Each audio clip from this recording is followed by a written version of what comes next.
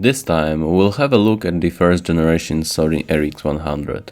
Announced back in 2012 as a premium compact camera with 1-inch sensor. As time went by and 7th generation passed, prices of original RX100 significantly dropped, especially on the aftermarket. So let's see how it holds up by today's standards.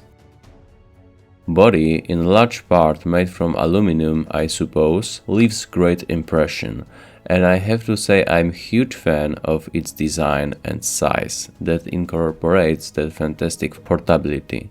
But there is some compromise in ergonomics, basically no grip. So using this device with only one hand is not the most comfortable experience you can get. Although 240 grams of weight and small size compensates for that.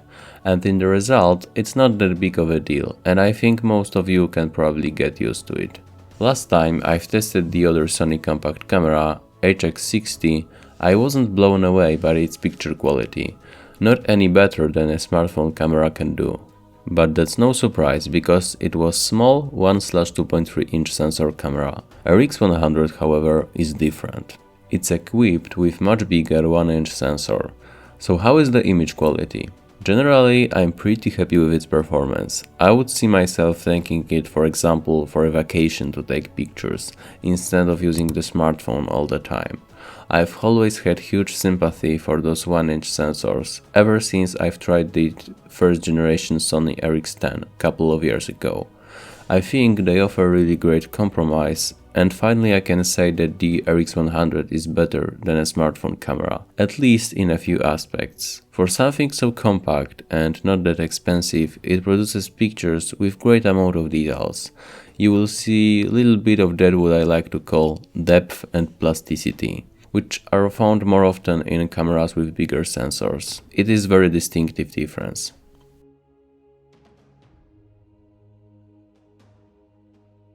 Auto mode deserves praise, in opposite to some other bridge cameras. For example, it does multi-exposure shooting in landscapes or low-light photography, which helps a lot for casual shooter. Don't expect super fast HDR results like from the newest smartphones though, because it works much more subtle than that. Optics are pretty good, but could be a bit better. Lens lacks that consistent sharpness you would expect from the Zeiss signature. It tends to be soft sometimes, mostly when using f1.8 or similarly wide aperture. I feel like camera is also not that well optimized to work with that bright lens, because exposure control tends to behave not so balanced sometimes. Low-light shooting is generally easier to do thanks to that bright lens, but the performance across the ISO range also seems pretty respectable. Noise reduction algorithm may give some noticeable artifacts, but it is effective on the other hand. Autofocus, in opposite to later RX100 successors, is only based on the contrast detection, but honestly, I didn't have any problems with it. It's pretty reliable and fast, no problems when shooting stills. But I can't say the same when shooting videos. Unfortunately, continuous autofocus in a video mode is just so slow and far from reliable. But I wouldn't say it's much of a problem, because the video quality itself is already pretty outdated. It can shoot only 1080p up to 60 frames per second, and whereas some users may find it sufficient, I definitely wouldn't advise getting this camera for video recording purpose. It lacks sharpness and proper amount of detail. LCD is fixed, which was changed already in RX100 Mark II, but thanks to that, first generation is lighter. Anyway, quality is quite good considering the segment. Colors, contrast are all good. In fact, it has higher resolution screen than the Sony a6600, which cost $1,400.